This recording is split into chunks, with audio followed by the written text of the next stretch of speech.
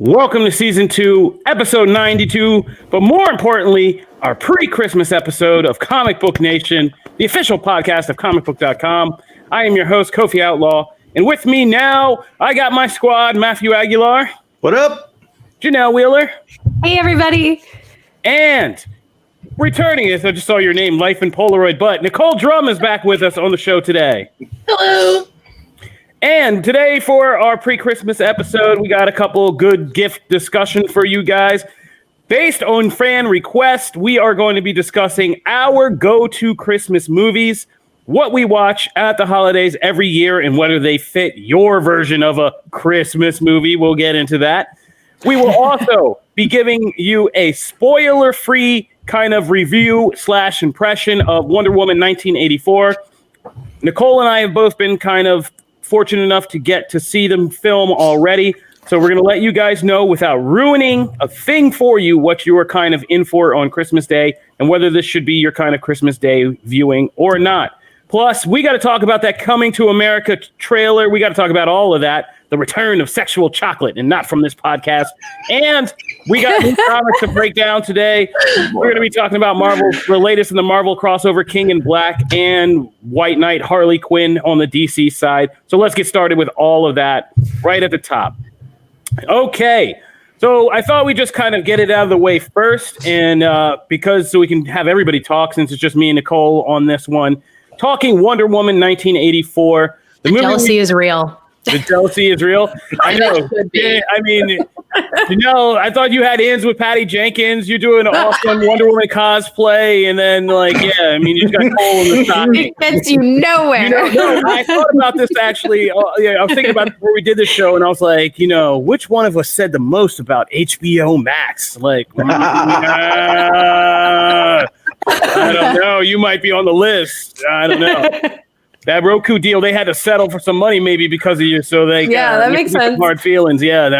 That's your Christmas present. You getting a Roku. So we're gonna now just go through and give you guys, like I said, just some impressions of Wonder Woman 1984 based on what we've seen. Nicole, you are both one of our biggest comics experts, and you got to see this film and a DC expert on the TV side. What did you think of Wonder Woman 1984? This is everything I've wanted in a Wonder Woman movie, period. I loved the first Wonder Woman, don't get me wrong, but Wonder Woman 84 feels like a Wonder Woman movie. It feels like a Wonder Woman comic book come to life in the best possible way. It feels like an 80s movie. It's everything about it just feels authentic and genuine, but also has that comic book pop to it. The characterizations are very human. There's some differences. Obviously, people who are looking for going by the book are going to be like, wait a minute, hold on. But everything they do is just so pitch perfect. I will say the movie does feel a little longer than necessary in places, but it's literally everything I could want in a Wonder Woman movie. It feels like a Wonder Woman comic book, and I absolutely love it. And I will be watching it on Christmas Day. That is my present to me. All right. I can dovetail that in saying that I actually enjoyed this one too. And I think I might have enjoyed it more than the first one in some ways. That's not to say I don't like the first Wonder Woman. I was probably one of the first people literally in the world to say, this movie's going to be crazy good. And I'm happy to stand by that to this day. But Wonder Woman 1984, I found I actually liked as a kind of meaningful movie. Almost like a kind of like a slightly magical romance movie than a superhero movie in some ways. Not to say I love the superhero parts of it, but I thought what kind of really stood out for me was the power of the story and the way that Patty Jenkins and the filmmakers kind of take even some of the sillier elements of DC Comics lore and history and made them into a very kind of very tight emotional character story. That kind of goes through this. I love Diana's story and Gal Gadot's performance in this one even more so than her doing the kind of fish out of water act of the first one, because this one's much more mature. And in a weird way, I'm glad this movie got delayed to this point, because I think what also changed it for me personally is knowing, after seeing Patty Jenkins' kind of Rogue Squadron debut and that whole thing, beginning to understand how much more heart of her is, how much heart she actually put into this story and how closely some of this stuff is for her. it really kind of comes through. And like I said, yeah, I'm man enough to say I got quite emotional quite a few times in Wonder Woman 1984. Ooh. That's interesting. Crazy. Yeah, There were there's some some very powerful. crying. Yeah, there's powerful. It looks stuff. more like a party, like from the trailer and things like that. Like I wouldn't anticipate to feel like emotional watching that. So that's actually a pleasant surprise. There's so much emotion and heart in this. And there's a really good story. There's a good moral to the story, even though it's not like hitting you over the head with the moral to the story. Like it's a complete movie in a very real sense. It does build out a mythology. There are some little treats that are going to make people lose their minds. And that's also one of the ones that I started bawling during. But no spoilers, because I want everybody to cry their makeup off like I did. Just how it needs to be. But truly, there's just so much more to this. And watching it, you really can see, if you have any questions about Patty Jenkins doing a Star Wars movie, you will have zero questions and zero doubt after this movie. None. So I have a question as someone who has not seen the movie, but is excited because I, along with Kofi, was like, I love the original. I love the first movie a ton. So I've seen some things, there have been a little bit more divisive reviews. If you kind of go out there and impressions, then I feel like we're shifted towards the first one. Some of the bigger ones tend to say that like there's not the stuff Wonder Woman is in is wonderful. There's not enough of her in the movie. Did you get that sense that that balance was off a little? I didn't feel that way at all. And I'm a massive Wonder Woman fan. Like I did not come away with this feeling I needed more Wonder Woman. If anything, I kind of came away from it feeling like I needed more of Barbara Minerva and more Cheetah. If anything, Kristen Wiig, who I also was going to ask about, like, how was phenomenal. Like, I absolutely believe her as the character, and I absolutely love. And when you watch the movie, you will understand. I think there are some long thought processes that you can go deep into with the way the characters are presented, and I think you'll understand more about her once you step back from the movie having seen it. But no, I thought there was plenty of Wonder Woman in this. To an extent, there's a little more Diana than Wonder Woman at times, but I did not feel deprived of any of the gloriousness that was the Amazon. Like, I felt not deprived at all. Well, I think, and to back that up, I think what I said at the outset is kind of is in the same vein as I feel the opposite of what those people are saying. I know where they're coming from because there is more of the Diana storyline in this. A lot of the first one was just her being Wonder Woman and that whole fish out of water thing. This is a mature Diana who's learned to live in the world and has a lot more and has had a lot more time. So there's a lot more deeper thoughts and emotions to this character and I think those are the things that were worth exploring. And yeah, Kristen Wiig and Pedro Pascal both do a great job in their character arcs. And watching those scenes, those were the scenes I paid attention to the most, is when each of those characters was doing their big kind of development scenes and going through those kind of emotional beats. More so than I kind of, not glazed over, but was just kind of like, okay, now we're in superhero territory with some of the, Wonder Woman jumping and the floating and on and, the super strength and all that stuff. So I didn't feel deprived. I felt like I appreciated the character story more than the superhero aspects. Awesome. So, I mean, that's just me. We'll see other people. I'm excited. The whole family, we're all watching it on Christmas Day. That was actually our plan ahead of time, was like Christmas Day, we're doing some things in the morning, and then we're watching Wonder Woman. And it is definitely a worthwhile pick that I think will be the one Christmas movie pick we won't argue about today. So we'll take it. All right, that's our spoiler-free review of Wonder Woman 1984, coming to you HBO Max and theaters on Christmas Day. So be sure to get up for that because, yeah, I mean, it is a big movie to kind of end the year on, if nothing else. And we could definitely all use one of those in 2020. So moving right along, let's talk about Coming to America. To give a real quick kind of trailer reaction roundtable from this.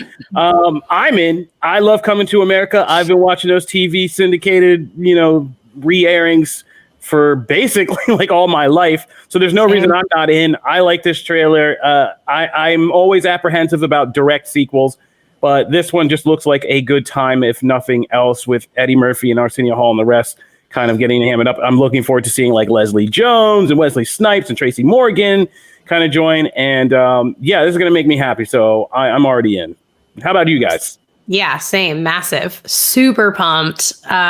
Very sentimental. It reminds me of my childhood. My parents let me watch really weird movies as a kid. I just realized like they're kind of adult. There was like some adult content and stuff in some of the movies that I really loved the most, like Grease and Coming to America. But I'm absolutely thrilled. I love a throwback.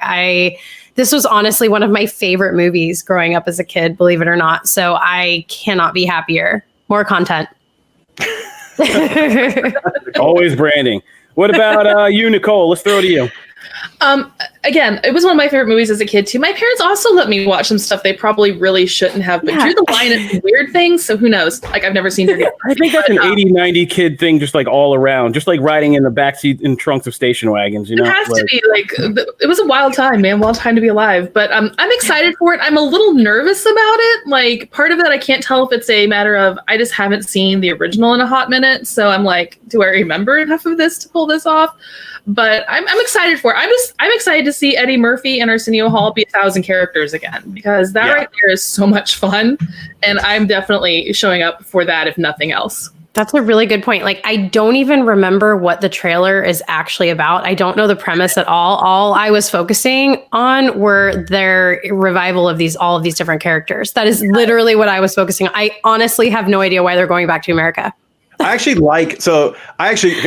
I think one of the best parts of the trailer is just seeing like that one scene in the barbershop or whatever. Yeah. And, like, seeing all of them play all these crazy characters. Like that's so fun. And this looks, less Anchorman 2. This actually looks like oh, hey, they have material to work with, and it doesn't feel like it's Anchorman 2. The trailer came out and it was like, oh no.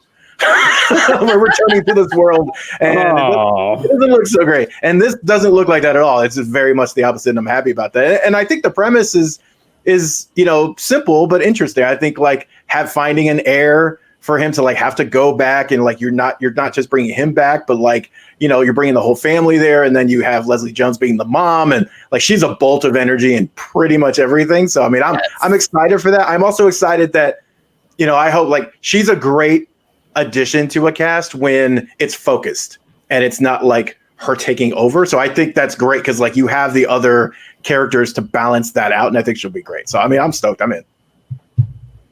All right. Yeah. I mean, come March 2021, I know where I'll be. Amazon. So check out the Coming to America 2 trailer on comicbook.com movies if you haven't seen it. And man, the return of sexual chocolate, just what the world needed in 2020. Yeah. I mean, that alone just has me in.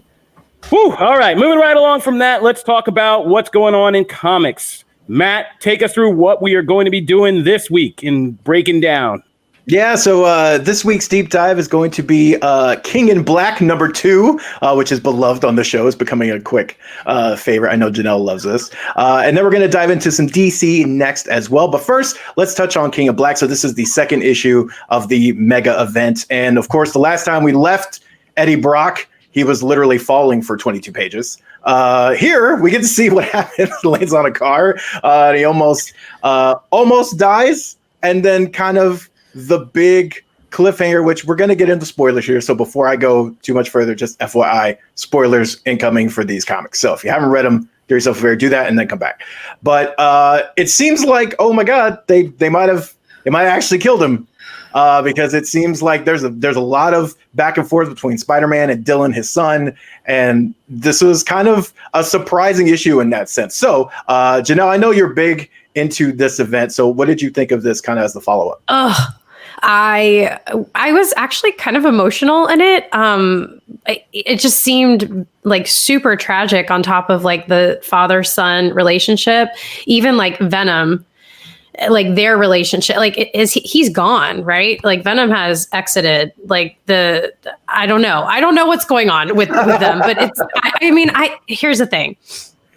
I came in not really knowing all of these relationships and every character and like where they lie and how they relate to one another. But even I can appreciate the cameos and all of these different characters that are coming in here and how they all actually really care so much about one another and how they're working together.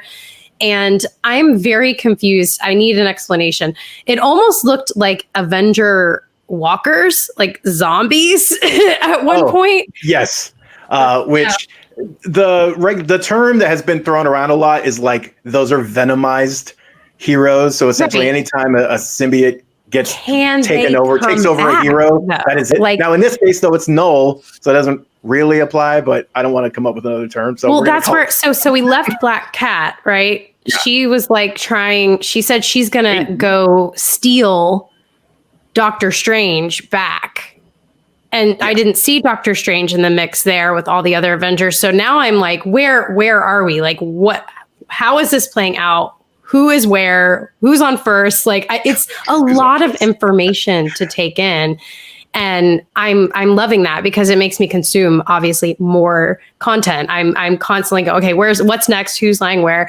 Well, that was the thing I was going to ask if you're still on board. Like if this sold. Oh, totally. Like even more. Every single issue that I read here, I am more hooked. Like I want more and more information. And I'm actually so curious about his son and like how he is going. I mean, obviously I'm pretty sure that he's going to be their secret weapon, which is what his dad didn't want all along.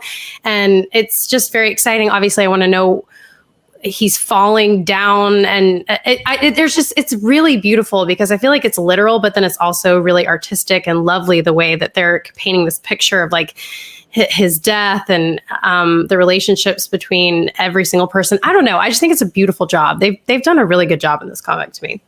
Yeah. Kofi? I think Eddie Brock takes too long to die. True. Yes. It's trying to move this along. I was enjoying this, but this issue kind of felt like a stall issue. Like we've had an entire issue of him falling to get prepared for his death. Like if it's going to be this thing where Dylan is the new Venom and we're progressing in that way, let's get to it. If we're just going to do a needless resurrection, like let's get to it. But I feel like what we're going to get is like Dylan is the new Venom. Like let's move ahead. And then at the end, there's some way that Brock comes back, but it also means like Cletus Cassidy can come back and get a Venom reset. Essentially, it does. That's where I'm rolling the dice on this to be. But I'm not mad at it. But I just want to move on to the story, but away from. I feel like I spent too many weeks on Eddie Brock falling and dying. I think that one issue of him falling, I think that's what did it. Like if I hadn't had that, I wouldn't feel as much that way. But which I did not. I didn't experience that. So to me, it was literally one whole issue of him just falling with a model. Right. I need to find it. Nicole, did you read it? I did. I was alerted there was some quality Namor content. And as I don't know if we've established on here before, but I am Team Namor forever. And so I did read it. I've been reading it in general, but I was definitely there for the Namor content. But I thought it was fantastic, honestly. And like Janelle said, there's this beautiful emotional picture that's being kind of laid out. And I'm a sucker for that kind of thing. So if I wasn't already hooked, I'm kind of in as well. But again, they gave me Namor. I can't complain. I mean, this was up there on the list of Namor dunks. Like, I mean, he comes in like a boss. That is a great. I mean, and he makes a good point. He's like, man, y'all just getting started. I've been fighting in the dark and the crazy part of like forever. True. Get in line. Yeah. Oh my God, that's awesome. I love Namor. I'm there for Namor always. Yeah. Yeah, for real. It's a good Namor, yeah. Looks like Marvel's trying to give Jason Momoa's Aquaman a run for his money. I always feel like Namor is great in like they know how to write him in short bursts, but like bigger, long series, sometimes they struggle with like going too far one way. Like this Namor, if I could just have this one all the time. He's kind of larger than life personality in general, so you have to have him in small doses. I would love the concept of a never-ending Namor solo ongoing, but even me, who loves him more than probably anyone on the planet, I can only tolerate him in small bursts as well.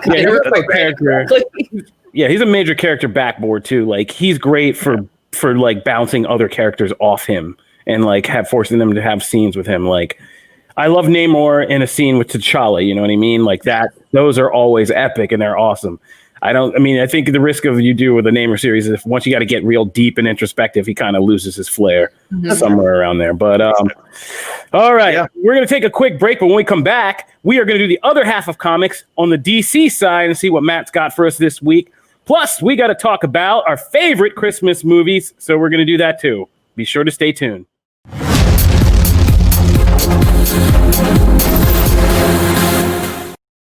All right, Maddie, we're back on the DC side. What was your pick for this week? So I'm very excited because I get to gush about this book. Batman White Knight presents Harley Quinn. This series, this is the third, I guess, if you don't count like one shots and stuff. It's like the third like major kind of chapter / spinoff in this world. And of course, we follow up. I know Janelle actually read all the issues. There's 3 currently. This is the third. So dedicated. It's so awesome. I love it. You guys, I am such a comic book lover now. Like, I can't stop. Like, he's like, you don't have to, Jay. It's okay. I'm like, no, I'm reading them all. I love it. But it makes it so much better. So, of course, for those who have kind of kept up, Harley is now part of the GTO, which is kind of the police force. Batman is in prison after the events of the last series. And, of course, Jack Napier Joker is dead. Or, who knows? Who knows if he's really dead, but he seems dead. So Harley is like raising her 2 children and is also trying to help the GTO solve this mystery. And it's kind of like the Gray Ghost popped up, and I was like, oh my God, like that's a nice pick. And it's this kind of cool noir, old Hollywood murder mystery. And then you have like Harley's personality on top of it. And like the biggest question, I guess I want to throw out there, not meaning it to be a grenade, but like, I will be unabashed. This is my favorite version of Harley Quinn, like bar none. Like this kind of a little bit older and more mature Harley, who's like trying to be a single parent as well as like trying to help this murder mystery, and is still kind of dabbling in like the old world she used to be.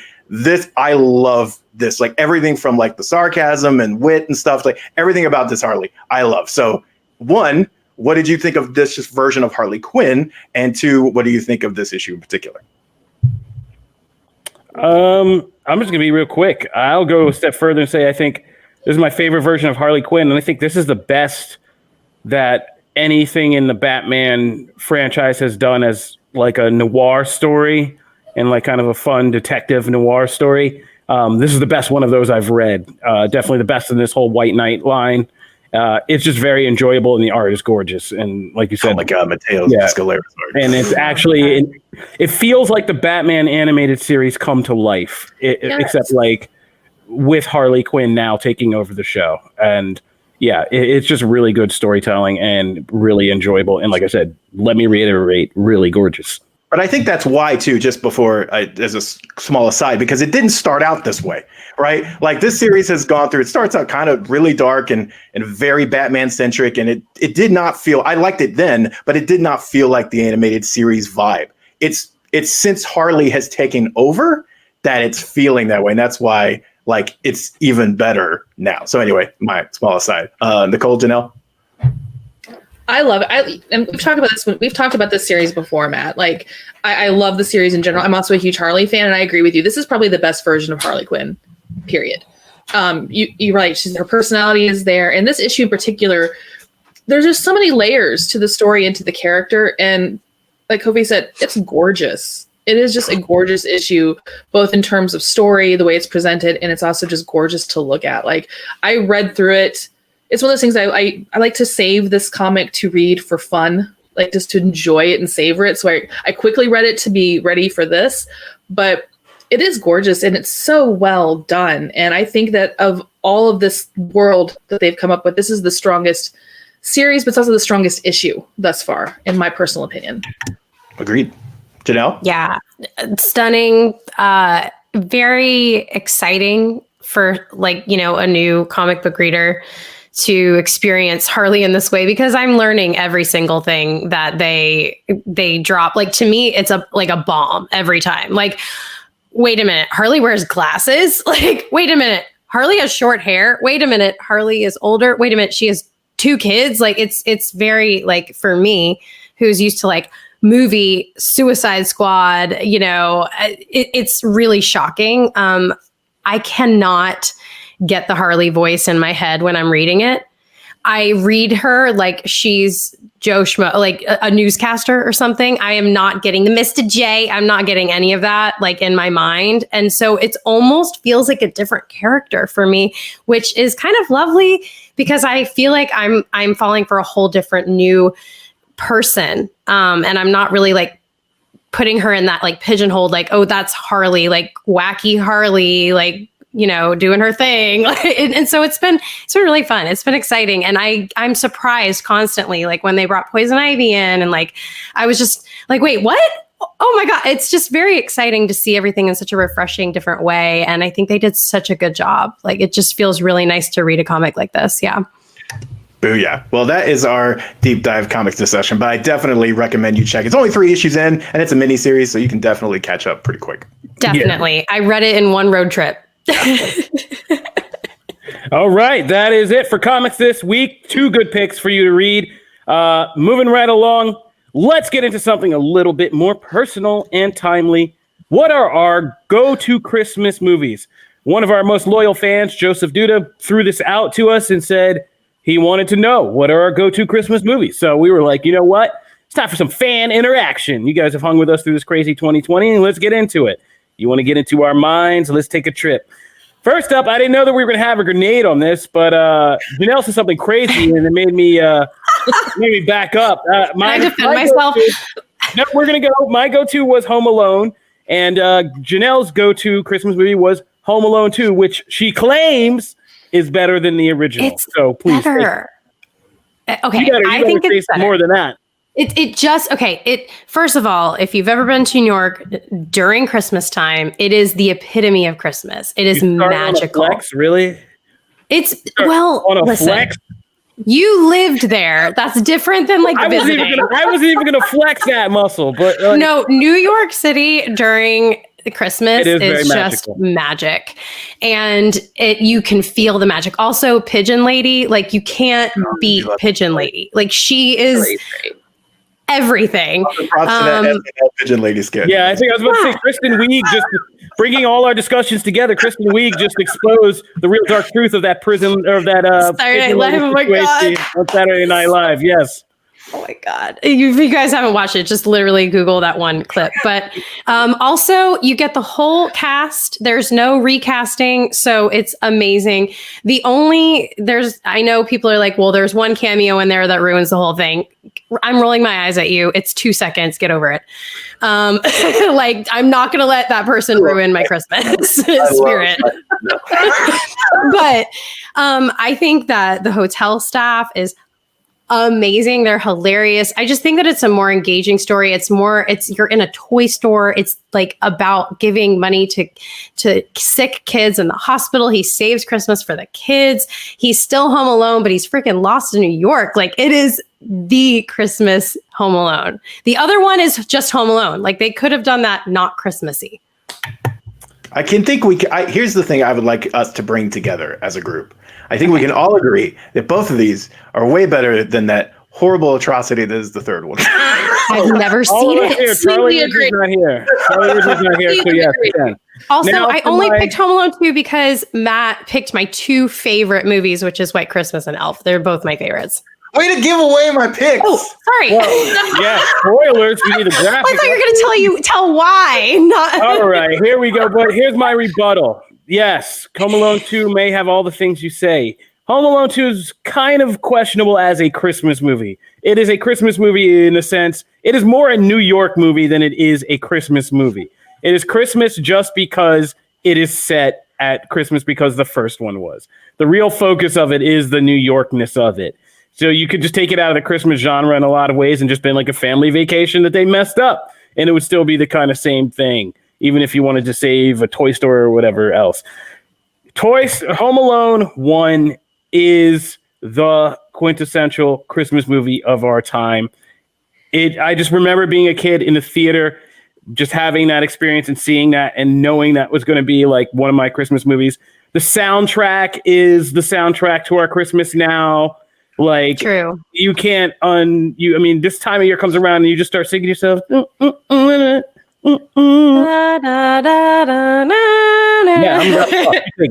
which is also in the second movie, so.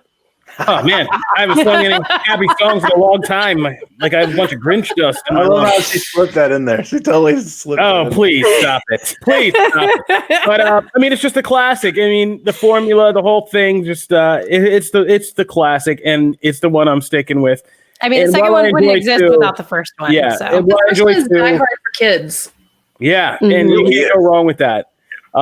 Yeah. And it's inspired. I mean, the spoofs of Home Alone are always better than the spoofs of Home Alone 2. I don't know if that counts on anybody's scorecard, but it counts on mine. So I'm just sticking up for the classics. I love Home Alone. And John Candy. You know, there's one thing the sequel can't replace, which is John Candy. So, yeah, I mean, you go with that. But I'm not going to hate. In the spirit of the holiday, Janelle, we're going to bring it together and just... they're both awesome. Home Alone as a unit, because you really... I literally watch both every year. Like Kit Kats, right? Yeah. You don't just deal with the one. So, yeah. All right.